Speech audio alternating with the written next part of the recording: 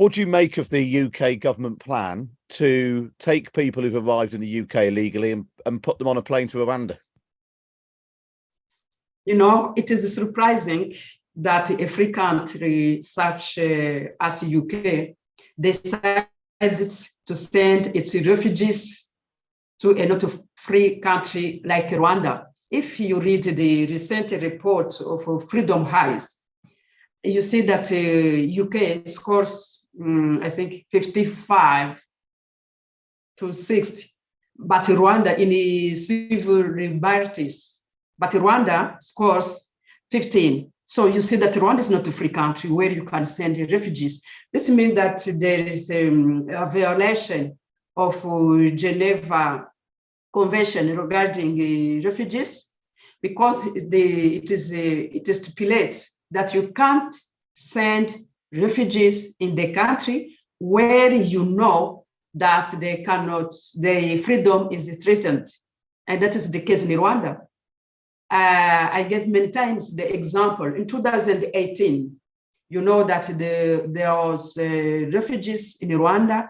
I think a number of 12, we were shooted by the police because they demonstrated. And that is the question. If these refugees that UK will send in Rwanda, something like that happen, what will be the answer of UK regarding the families of the international community?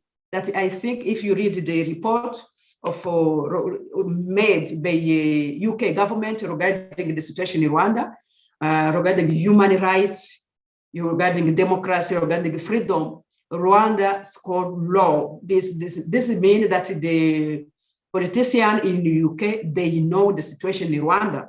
If something like that, they shoot the refugees. One day they will wanted to demonstrate and the police will shoot them.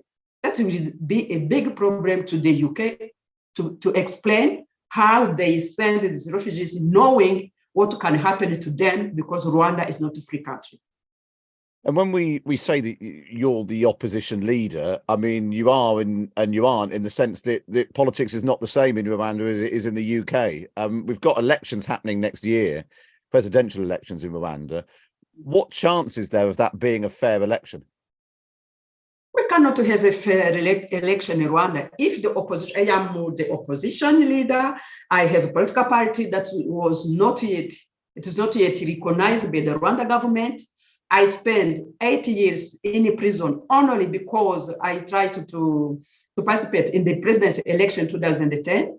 And if you take a look in the election since 2003, all the politicians who tried to participate in the election, some was jailed and the other was forced to leave the country.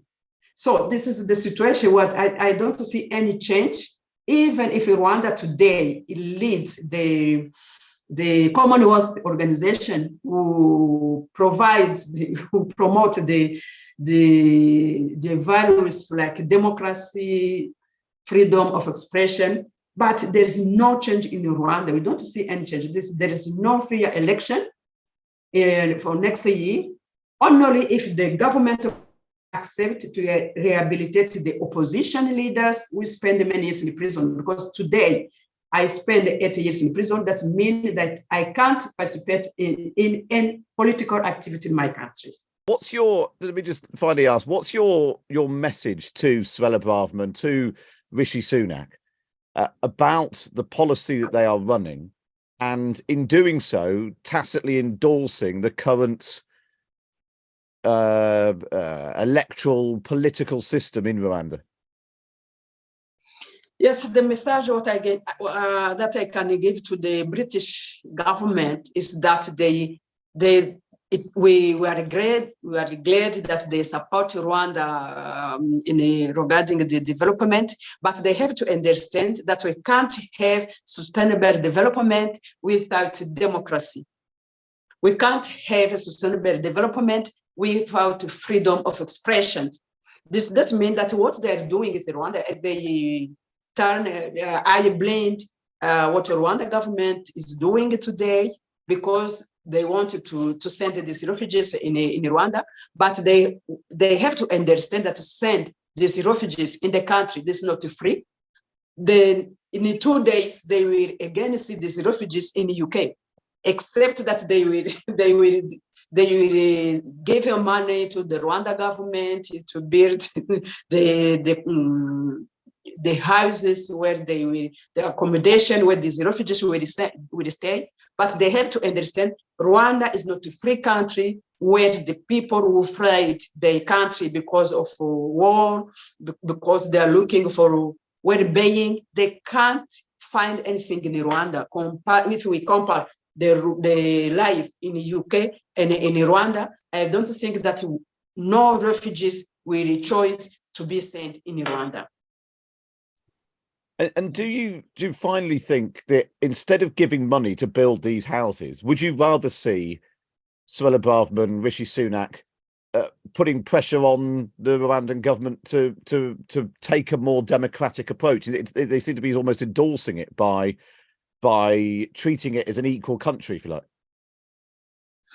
Yes, but if they give him money without asking the Rwanda government to change the policy, of course, nothing will be changed. Rwanda government depends to the aid from UK, from different donor countries. And I think if these donor countries can help Rwanda government to understand that they have to change the behavior, they have to open up political space in Rwanda. I think that's this aid, financial aid that they give to Rwanda will build something strong and stable in Rwanda. But if they give you money without something changed in Rwanda, I can say that it is a waste of money, because at a longer time, we will have a problem in Rwanda. If people are not free to express themselves, at middle or longer time, they can have the trouble in the country. This is what I try to ask this government, the British government, to change the policy they have regarding the Rwanda government. They have to ask Rwanda to change the behavior.